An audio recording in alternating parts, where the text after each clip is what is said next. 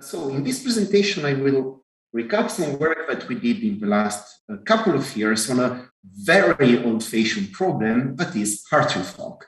This all goes also for DFT, but I'm going to talk about Hartree-Fock because, the formula is basically the same. And as this is kind of a ludicrous idea, I will have to start with some motivation, and then I will describe how we do the second-order optimization of a Hartree-Fock wave function and how we implement it, and in particular, how we try to implement it efficiently by using Cholesky decomposition of the two-electron integrals. I will show some numerical results to show you that this actually does what we wanted to do. But I think it's also worth to discuss that the black box sentence in the title is probably a bit preposterous, even for a second-order optimization. So just a little bit of context, as this is, of course, a heterogeneous community. So I'm going to talk about molecules, so no solids, no metals, so well-defined HOMO-LUMO gap, insulators. And I'm also going to talk about localized basis function. I will always assume that we are using Gaussian basis functions. And this means in practice that for me, a big calculation is, 1,000 basis functions, maybe 2,000. So things like diagonalization is something that we do with LAPACK because it doesn't cost anything basically to us. And another, let's say, tacit assumption here is that we are doing Hartree-Fock not because we want to do Hartree-Fock, but we want to do something on top of that, something like couple cluster, for instance. And, standard Hartree-Fock is so well known that there's no really point into discussing it. So we know there is this nonlinear eigenvalue problem that we have to solve. We have a density-dependent Fock matrix that we want to diagonalize to get to density, and this has to be iterated at convergence. Of course, if one just does this naively, it will never work. But in the years, there have been a lot of developments to accelerate the SCF iterations, many of them coming from the math community. Actually, Eric and Cess gave very important contributions, this optimal damping, for instance. And this also led to what is called energy DIIS, where DIIS is probably the most used technique to accelerate convergence. And, most codes have very robust SCF implementations that almost always do what you want them to do. However, there are cases where this is not enough. And one of the problems is when you're dealing with open shell, so when you have unpaired electrons, because for closed shell molecules, things are mostly okay. For open shell molecules, things can become a bit trickier.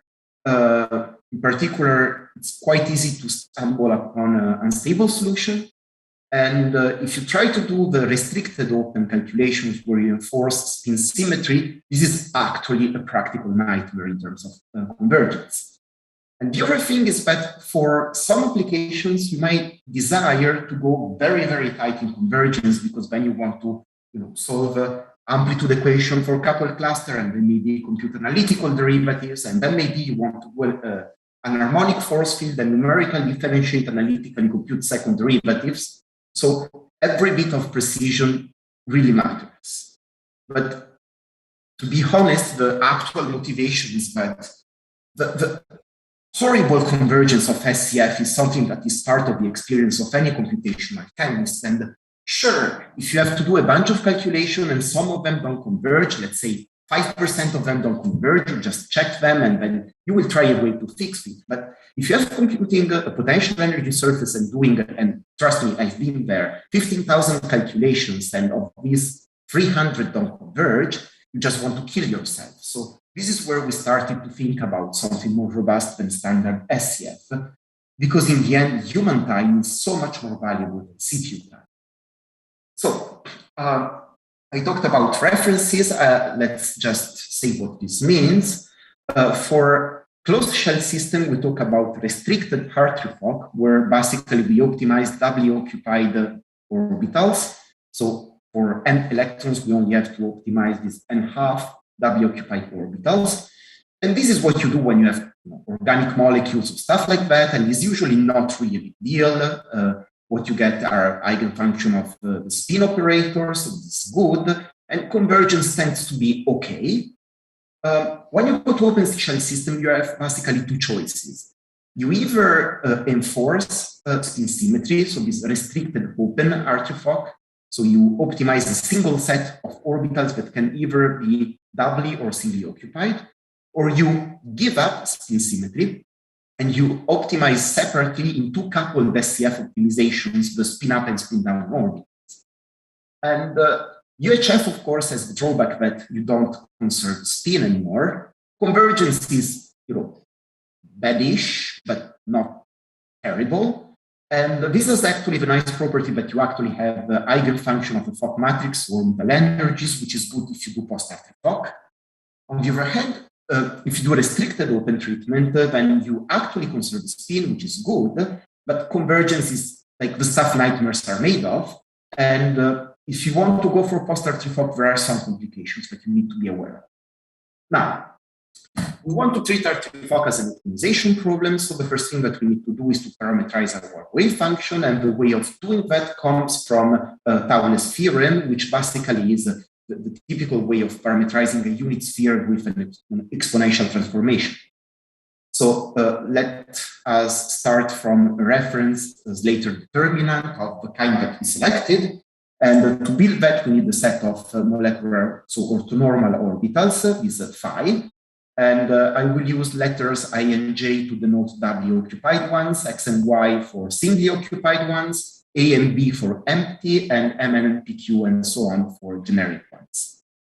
And Cholesky's theorem tells us that basically we can get any over non-orthogonal determinant phi by applying the exponential of this Q-symmetric operator. I'm assuming that everything is real here, so no complex algebra, where you can see that in the definition of this operator, which I give here in second quantization, only spin-traced operators appear, these E operators, and therefore you automatically conserve spin. So some facts here, this exponential transformation is optimal in the sense that you parameterize your wave function with exactly the number of independent parameters, so you can do unconstrained optimization. Orthonormality is automatically enforced. It's easy to pinpoint possible redundancies. So for every reasonable Hartree Fock or function, let's say, calculation, by reasonable, I mean no low spin restricted open Hartree Fock. I am personally a QCSCF guy, and I think that that's the way to address such systems. Basically, you only mix orbitals that come from different categories, W occupied with single with empty, or W with empty, and no internal mixings. And this gives you exactly and only the non-redundant parameters. Due to the fact that S square commutes with these unitary group generators, you have spin conservation, and it's very easy to enforce point group symmetry by just only allowing rotation between orbitals of the same symmetry. Now, to get our quadratic model of the energy, we just have to plug the expression of our generic Slater determinant into the average value of the Hamiltonian. And then we can do BCH expansion and get our quadratic model, which is the one reported here. And if we want to study the optimality conditions, so the stationarity condition of our energy, we just have to differentiate the reference point. And what we get is the gradient is equal to 0, where the gradient is the antisymmetric portion of the so-called generalized Fock matrix. So this is defined here. So it's basically defined in terms of 1 and 2 electron integrals expressed in the molecular orbital basis, contracted with 1 and 2 body density matrices. So all standard quantities. And this definition is completely general. It works for any wave function, not only Slater determinants, but even if you want to do orbital optimized coupled cluster, MCSCF, this expression works. Of course, what makes the difference is the definition of this density matrix, or the expressions for these density matrices that we can express explicitly in the case of a single Slater determinant in terms of the occupation number of the orbitals involved in these indices. And in particular, you see that the two-body density matrix can be expressed as the products of one-body densities, which is a fact that reflects that we don't have explicit correlation here. If we take into account the specific SCF definitions, also single determinant definition, we get simplified expression. Now, the expressions themselves are not important. What I just want to point out is that these Fi, so internal Fock matrix, active Fock matrix, and Q matrices are just sums of 1 and 2 electron. So if we have the 1 and 2 electron integrals, and of course this is the basic stuff we do quantum chemistry with, we can assemble that, and therefore we can assemble the gradient. Now, just to go back a bit to something more familiar, what happens if we go back to standard Hartree Fock for a restricted reference? Then the generalized Fock matrix vanishes when the first order, the first index is for an unoccupied orbital. So the gradient, basically, gradient equal to 0 means that the occupied virtual block of the standard Fock matrix has to vanish. And this is a very familiar result. It's nothing else but the Brillouin's theorem, which basically tells us that the Fock matrix at convergence only has occupied, and virtual blocks. Of course, we can also diagonalize it if we like. And we can write this by saying that the Fock operator mixes orbitals occupied with occupieds. Then we express the occupied in terms of our atomic basis functions, and we get Rutan equation. So, it's just a different formalism to say exactly the same things. Now, if we want to go for second order optimization, of course, we also need the Hessian. And this is a slightly obnoxious expression here, where this P, PQRS is a permutator. So it basically tells that you have to take this matrix element and add the one that you get by exchanging the couples PQ and RS. But this is not exactly important, because the only thing that we need to be able to do is to perform a matrix vector multiplication with the Hessian. And with some algebra, one just gets that this matrix vector multiplication can be written as the commutator of the kappa vector and the gradient, plus something that really resembles the same expression that we saw before for the gradient. Only here, the Fock matrix, this generalized Fock matrix, is computed using a set of one-index transformed integrals that are reported here. Now, again, these one-index transform integrals are molecular integrals multiplied times these k parameters, so something that we know how to compute. And to compute the Fock matrix, you just use these ones instead of regular ones in the same expression that I had on the previous slide. So everything here is also easy to compute. Now, let's talk about the optimization. We all know that we differentiate the quadratic model of our energy. What we get are Newton's equations. So Hessian times the step is equal to minus the gradient. And if the Hessian is a positive definite, and if the quadratic model is a very good approximation to our energy, in the best case scenario, we get quadratic convergence. Of course, this is a terrible idea. And everybody knows that straightforward implementation of Newton-Raphson method is asking for trouble, because this is only going to work if we are so close to our goal optimization point that we basically don't have to do optimization at all. And in practical application, I would say that it's virtually impossible to have a guess of our Hartree Fock wave function, which is so good that the starting Hessian is already positive definite. And so if we try to do that, we will get the standard oscillatory, erratic, random behavior of Newton, which is, just terrible. And this is, of course, a trust problem, meaning that the validity of our quadratic model, which is the thing that we are actually optimizing, saying that, okay, this is actually a very good approximation to our energy, is only a good approximation in usually rather small neighborhood of our starting point. And therefore, the idea, of course, this is Levenberg-Marquardt idea, is to constrain the optimization so that the step that we take is no larger than the trust radius, which is basically a measure of how much we trust or how distant from our reference we trust our quadratic model. So what we want to do is to compute our Newton step, see whether this is longer than our trust radius. If it is, we impose this constraint, and otherwise we do. And the way of doing that is by introducing the Lagrangian, where we have our quadratic model and we add a constraint for the norm of our step. And we write down the Euler-Lagrange equation for this, we get what are called the level-Bernard-Quart equation.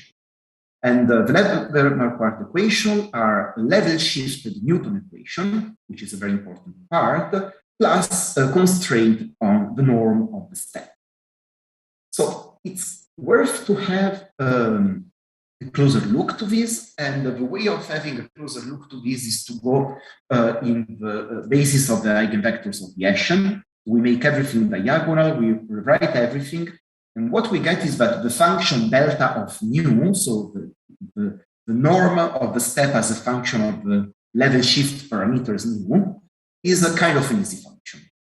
And if we know the eigenvalues of our Hessian, we can plot it. This is an example. And what we can see is that there are at least two regions, the one left from the lowest eigenvalue and right from the highest eigenvalue, where this function goes from 0 to infinity, which means that there always will be exactly one solution to the thrust radius equations. Now, given the fact that this nu is the level shift parameter that we add to the diagonal of the Hessian, if we search for a solution in the leftmost region of that graph, so for nu smaller than the smallest eigenvalue, we will shift the Hessian to make it positive definite, which means that our step will be in a descent direction, which means that we are going to do a minimization. On the contrary, if we go on the right, we are going to do a maximization, but this is not what we aim to do here. So the only thing to define here is how do we choose the thrust radius? And this is, of course, a bit program dependent. In particular, one has to make a few numerical experiments. I can tell you that we take 0.7 in atomic units for the norm of the step for restricted Hartree-Fock calculation. But this is, of course, something that was calibrated during some experiment. But the idea is that one should not keep the thrust radius unchanged, but adapt it according to how good the quadratic model is doing. And this is an idea by Fletcher, Wells, when one talks about optimization.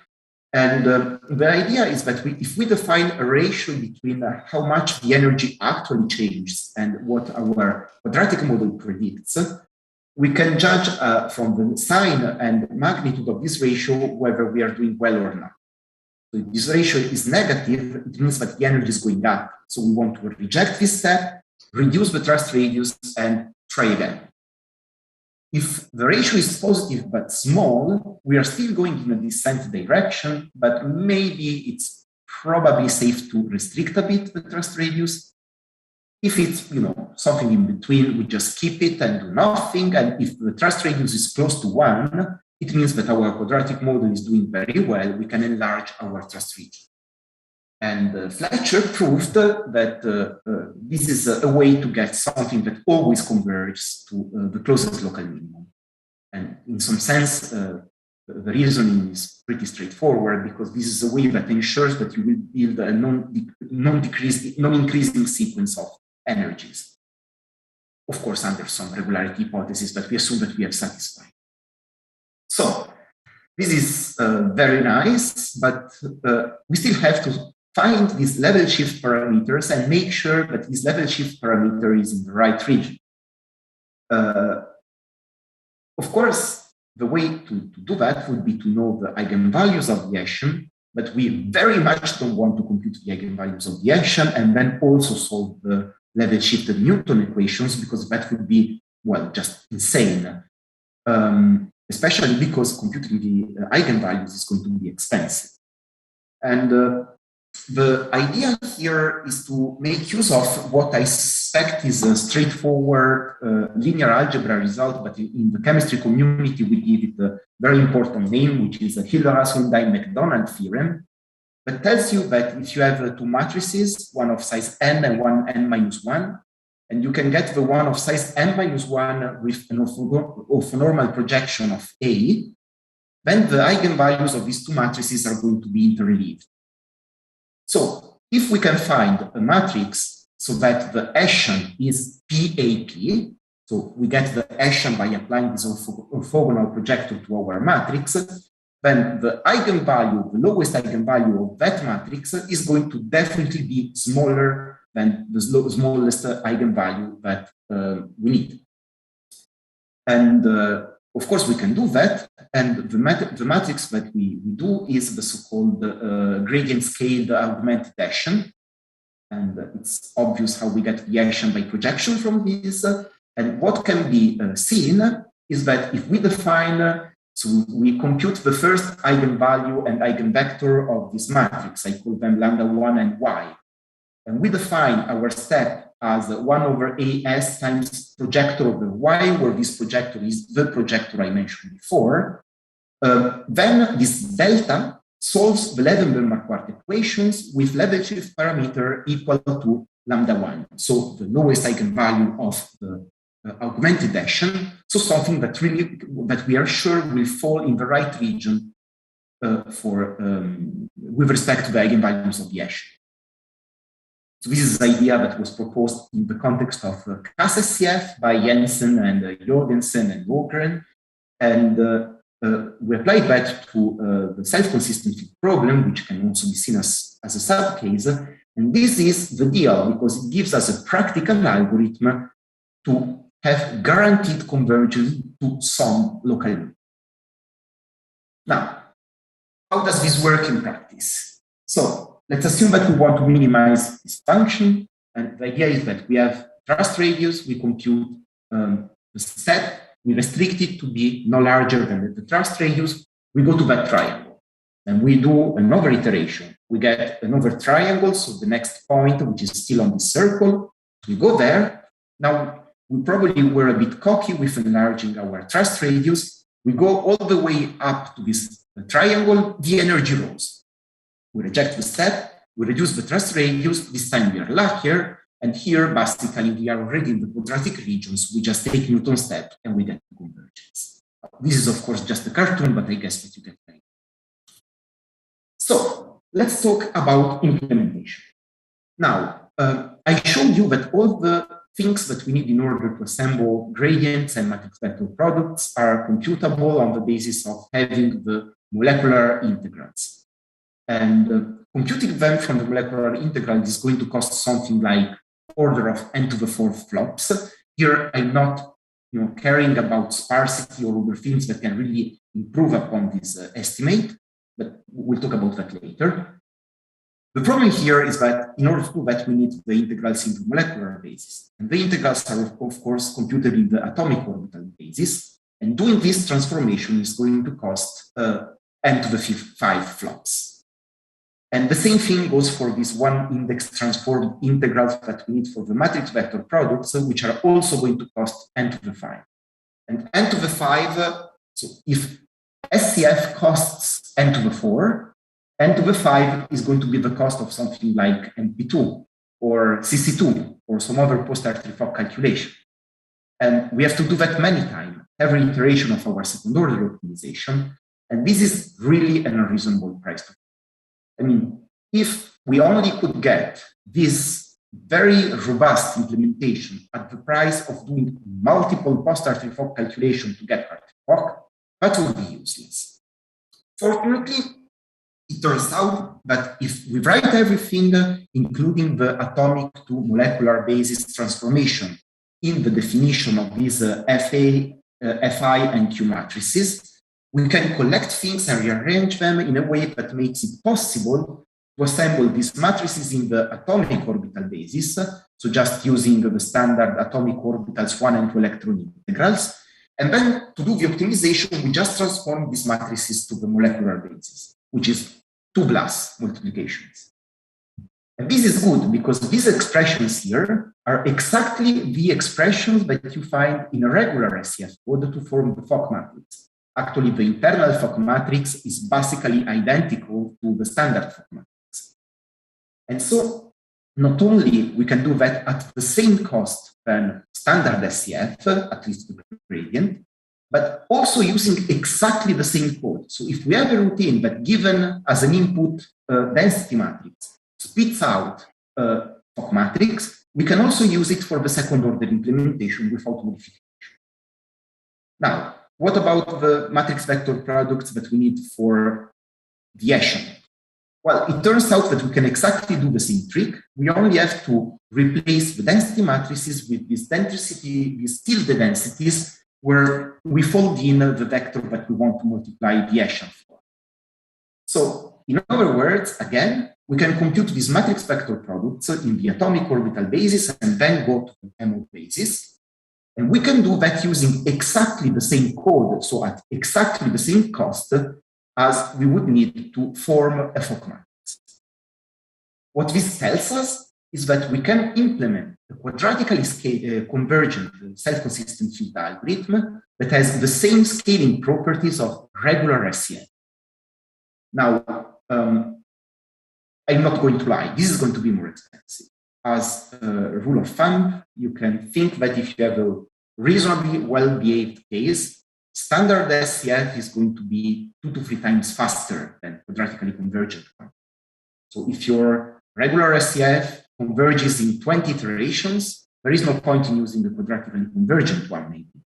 But if you are in one of these tricky cases where you need maybe a couple of hundreds of iterations to converge, then probably quadratically convergent is going to be worth the price. Now, how can we improve the efficiency of all of this? There are many techniques we can compute very fast with matrices, including using Cauchy-Schwarz training, including using fast multiple methods, and so on and so on and so forth. What we are going to do here, and this has to do with the fact that we want to do post-Hartree Fock afterwards, is to go for a rank reduction technique of these two-electron integrals. And consistently with the title of this workshop, we want to go for a technique that makes us confident that we are not making a mistake larger than we want. And the technique that we want to use is Cholesky decomposition. Now we can see this four-index tensor of two-electron integrals as a positive semi-definite symmetric matrix. And therefore, it is possible to introduce its Cholesky decomposition, and this is nothing particularly interesting, but what we can do is do this Cholesky decomposition of this matrix not using the standard algorithm, but using a pivoted algorithm. So basically, what we want to do here is to start from the diagonal of this matrix, and we use as a pivot the largest element of this diagonal. We compute our first column of lower triangular Cholesky matrix, what I will call a Cholesky vector. We update the diagonal, we get the next pivot, new column, update the diagonal, and we keep doing that until the updated diagonal is smaller than a user-decided threshold. Of course, truncating the Cholesky decomposition means that we are only having an approximation to our two-electron integrals. But the good thing is that if we look at the error that we are doing on the two-electron integrals, we can use Cauchy-Schwarz inequality to make an estimation of this error. And this error can be estimated using the error on the diagonal. So if we truncate the Cholesky decomposition when all the diagonal elements are smaller of threshold delta, the error that we are going to do on our integrals is going to be smaller than that threshold delta. So we have a rigorous control on the error that we are doing on our approximation of the two-electron integrals by using just a single parameter. And just a few facts about Cholesky decomposition. So one can do it in a less naive way than I showed with that pseudocode. There are very efficient ways of doing that.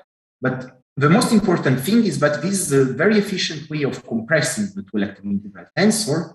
And in particular, the number of Cholesky vector, which is something that should be n squared, is actually more order of n. And you can see that in this graph where we tested that for from small to very large molecules calculations. So, all good. And why do we want to do that? Well, not only because it compresses the information, but also because it allows for very efficient implementation. Let me make an easy example, which is the Coulomb part of matrix, where we want to compute this guy here, which, if we just look at this expression here, would be order of n to the fourth. But if we do the decomposition, we can split this sum in two and do two order of n cube operations. So we reduce actually the scaling of this operation, but there's more, because all of these operations are done independently for each Cholesky vector. So we can distribute the Cholesky vectors among the available processors and doing things very easily in parallel. And finally, all of these operations are basically BLAS operations, so something that we can do with very efficient vector libraries. So we are very happy with that, and the Cholesky decomposition really accelerates our calculations. Now let's discuss a little bit how we do things in practice, because we don't really do quadratic optimization from the beginning. In particular, you have to start from a guess which is probably going to be not a very good approximation. So if we started with quadratic approximation, we will do a ton of iterations just trying to look for the quadratic region. This would exhibit only linear convergence and it would be very expensive. So let's just do some linear iterations in the beginning. Let's say 10, 15 iterations, maybe 10, maybe until the increment in the density has an order which is smaller than 0.1, so something very lousy, but still that improves upon our guess. And the other thing is that while we are doing our quadratic optimization, the moment we are confident that we are reaching the quadratic region, we're going to switch to plain Newton iterations. And this has to do with the fact that the augmented Hessian becomes conditioned at convergence. So one eigenvalue becomes exactly 0. But, this is a very good compromise. It works. So let me show you a few examples. And the first example has to do with a very well-behaved system. So no trouble here, restricted calculation, so no real problem. But the reason is that we want to really push the convergence. And there are limits to how well you can converge over a function that have to do with machine precision and the overall conditioning of your problem. It's probably better to have a look at the eigenvalues of the overlap matrix of the atomic basis functions. But anyways, quadratic convergence really help here. And you can see that from this example where in the orange curve, I show the energy along a standard regular SCF iteration with DIIS. And in the blue curve, at iteration number 10, we switched to the quadratic convergent code. And this is the error on the energy, the error on the density in the orange region where you see stagnation is about 10 to the minus 7 in the root mean square increment of the density, which is good for many applications, but it's probably not very good if you want to go for derivatives of coupled cluster energy, for instance. Quadratically convergence goes down with no problem. So that's a nice feature. But of course, what we want these for are troublemakers. So I Googled example of troublesome SCF convergence, and I found a page of a manual of Amsterdam density functional, very popular software in quantum chemistry, that offers this titanium oxide molecule as an example. In particular, they talk about the singlet, so restricted case. We tried both the restricted and the triplet solution using restricted open Hartree Fock. And before showing you my results, let me tell you that I took what is the best SCF solver that I have available, which is the one in Gaussian, which is very, very robust. And it couldn't converge the singlets, so the restricted reference, within 128 iterations. And for the restricted opens, it basically went nowhere at all. And this is what we see for the quadratic convergence. Now, the blue curve is restricted, so the singlet, and the quadratic iteration started at iteration number 10, and you can see that we reach very quickly the quadratic region, and then the energy just goes down. For the restricted open case, we started the quadratic iteration at 12, and you can see that there are still quite a few linearly convergent iterations because we are still not very close to the local region. So this trust radius constraint is still active, and we have to work a bit in order to get to the quadratic region. But once we get there, we can also converge easily to a very tight fraction. Now, let's talk about how expensive this is. Let me show a few larger molecules, let's say, I report the number of basis functions to give you an idea of how expensive one can expect these calculations to be. So if you take chlorophyll, it's a 1600 basis function. This is already a pretty big calculation. And the overall calculation took 28 minutes. And this was performed on a standard dual Xeon computer cluster node, so not a supercomputer. So something that basically is lab equipment, so a workstation that you can buy for, I don't know, $4,000. So it's actually not that expensive to do. You can get results in a very reasonable time. If you get a well-behaved case, the first order algorithm is definitely going to win here. This is not what we claim, but you have something that is basically you push a button, it converges, and doesn't take forever. Now, does it converge? Always? Let me show you an example with a very, very nasty test case.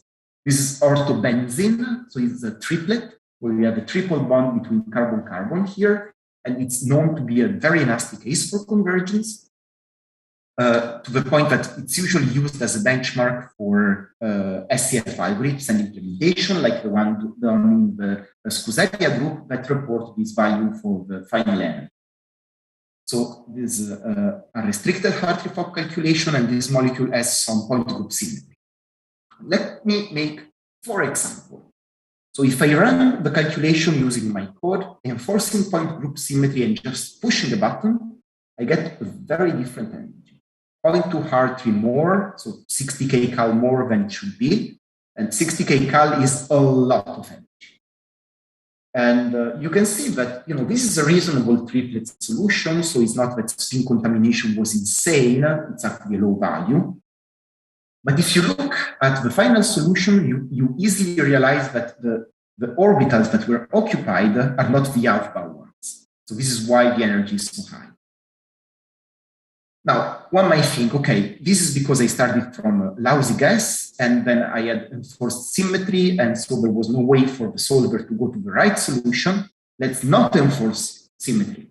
And I still get the same solution. And this is because even though I'm not enforcing symmetry, so I do have these rotations between different symmetry orbitals, the gradient, due to the fact that my gas had this symmetry, associated with this rotation that would break the symmetry is exactly 0, and symmetry is very hard to break. Now, if I know what to expect from this wave function, what I can do is to enforce symmetry, also tell the solver what is the occupation. So I have 9 orbitals in total symmetric representation, 5 in V1, 2 in V2, and 4 in A1.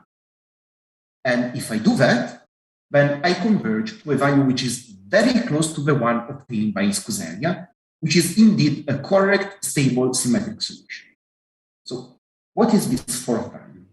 So to get that 4th value, I had to remove symmetry constraints.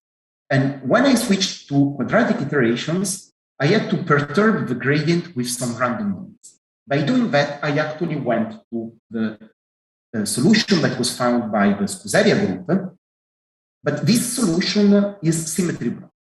So it doesn't have the correct molecular symmetry. So what happened here?